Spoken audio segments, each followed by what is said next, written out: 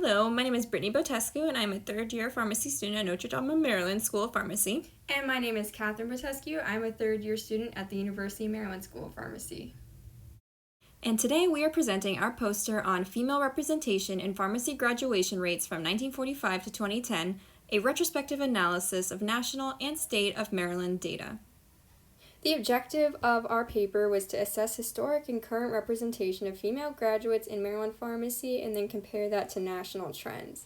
So generally, the profession of pharmacy in the U.S. has been perceived as female-dominated, and this made us wonder, how have women been represented in Maryland pharmacy historically? So the University of Maryland School of Pharmacy is the fourth oldest school of pharmacy in the country. It was established in 1841, so we knew there had to be a story to tell about the school's history and female representation. We had reached out to Dr. Cynthia Boyle and Dr. James Colhane, and together we worked on a project that allowed us to explore this history deeper.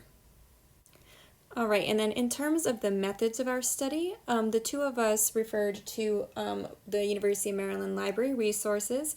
We found archived University of Maryland School of Pharmacy yearbooks, and from that, we manually collected the number of male and female graduates from each graduating class to determine the male and female breakdown from every year, from 1940 through 2010, every year that was available. We also looked through the archived MPHA, Maryland Pharmacy Association meeting minutes, in order to gain some context in the historical background of this time and priorities. After collecting all that data from the databases, we compiled it all to be illustrated in this graph. As you can see, relatively you can notice a gradual increase in women over time from the start date to the end date, but two particular dates we wanted to point to. In 1946, you see a spike of women, as well as 1987, where there is a turning point where every year onward, the majority of the University of Maryland School of Pharmacy graduates were women. For reference, we also collected the national data on the male versus female percentages of pharmacy graduates in the U.S., and this was available from AACP, American Association of Colleges of Pharmacy, and here we found that the turning point for majority female graduates occurred a little bit earlier in the year 1985.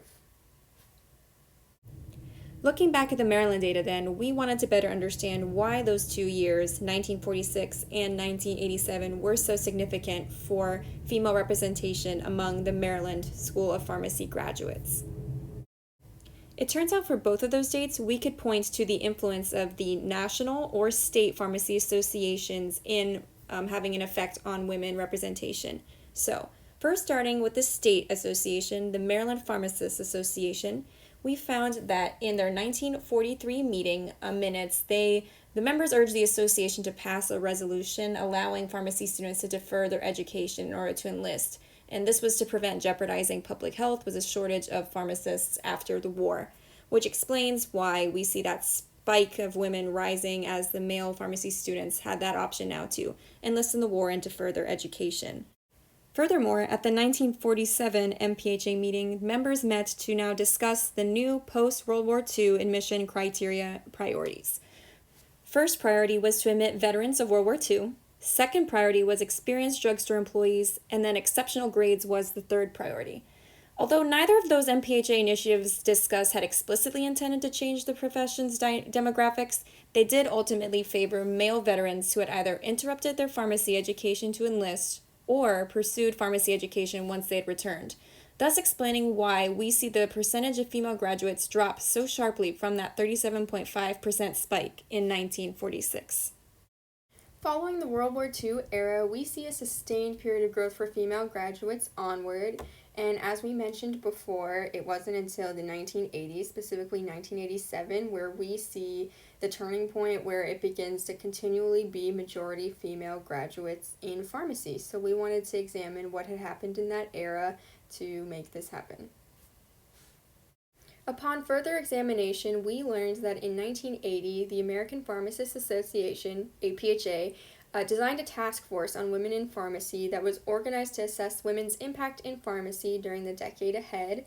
And in their report, they recommended both state pharmacy associations and pharmacy schools to expand career and leadership opportunities for women. So this is a possible explanation for the turning point we do see in 1987.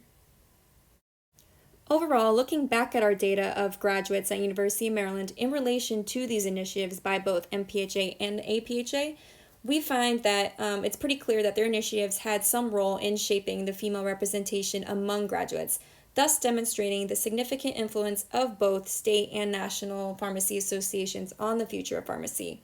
And larger implications, we believe, for this could be the continued broadening of the profession's demographics, as well as potentially achieving other advocacy goals.